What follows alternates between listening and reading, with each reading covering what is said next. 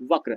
जो कि आर्मेचर की धारा, याद रखना आई ए आर्मेचर की धारा और इंड्यूस्ड, उस आर्मेचर में इंड्यूस्ड ईएमएफ के बीच में होता है, ठीक है, ईएमएफ के बीच में होता है, याद रखना इस आर्मेचर के अंदर जो ईएमएफ पैदा हुई है वो, और उसमें जो धारा बह रही है उस आर्मेचर में, उन दोनों के बीच में कौन सा अभिलक्षण होता है, आंतरिक अभिलक्षण वक्र होता है, जिसको हम यहाँ पर देखिए, यहाँ पर वोल्टेज ड्रॉप भी बोलते हैं, क्या बोलते हैं, वोल्टेज ड्रॉप के कारण ये वक्र जो होता है, ये वोल्टेज जो होता है वो नीचे की ओर आने लगता है। तीसरा हमारा होता है और ज्यादा नीचे की ओर आने लगता है, तीसरा हमारा होता है ये बाह्य अभिलक्षण, इसको यहां लिख देता हूं, बाह्य अभिलक्षण वक्र,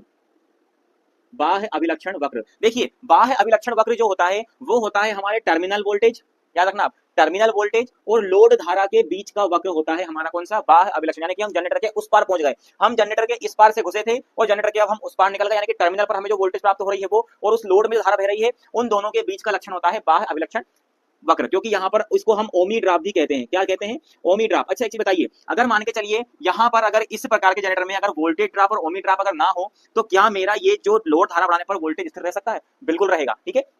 क्योंकि जब ये दोनों चीज नहीं होगी तो लोड धारा को अगर मैं बढ़ाऊंगा भी ना, तो यहाँ पर मुझे स्थिर वोल्टेज प्राप्त होता रहेगा। कौन सा वोल्टेज प्राप्त होगा, ये ए से बी तक, यहाँ पर मुझे जो प्राप्त होता है ना, ये ए से बी तक, ये मुझे ये ए से बी तक, सॉरी ए से बी तक, यही मुझे इसमें प्राप्त हो रहा है। तो यहाँ पर अगर ये दोनों चीजें ना हो, ये दोनों वोल्टेज ड्रॉप और ओमी ड्रॉप, यानी कि बाह्य अभिलक्षण वक्र और आंतरिक अभिलक्षण वक्र ना हो, तो मुझे यहाँ पर स्थिर वोल्टेज प्राप्त होता है, लेकिन ऐसा पॉसिबल नहीं होता है, ठीक है।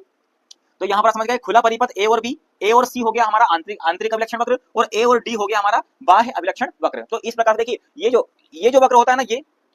ये लगभग सभी जनरेटर के लिए एक समान होता है। नो लोड पर, नो लोड पर अगर मैं फील्ड धारा बढ़ाऊंगा तो मुझे यहाँ पर फील्ड का इंड्यूस्ड ईएमएफ भी बढ़ेगा ही बढ़ेगा, यानी कि एक समान बराबर रहता है, फील्ड धारा के बराबर क्या रहता है, इंड्यूस्ड ईएमएफ रहता है, ठीक है। बाकी सब ये चेंज होते रहते हैं, आंतरिक अभिलक्षण और बाह्य अभिलक्षण, ठीक है। तो आपको कुल मिला के क्या चीज समझना है इसमें, हमारा जो खुला परिपथ अभिलक्षण वक्र है वो किन दो राशियों के बीच में होता है, फील्ड धारा के बीच में और ईएमएफ या टर्मिनल वोल्टेज के बीच में वक्र दर्शाता है। आंतरिक अभिलक्षण वक्र होता है वो आर्मेचर की धारा और आर्मेचर में इंड्यूस्ड ईएमएफ के बीच वक्र दर्शाता है। बाह्य अभिलक्षण वक्र जो होता है वो हमारे टर्मिनल वोल्टेज और लोड की धारा के बीच में संबंध को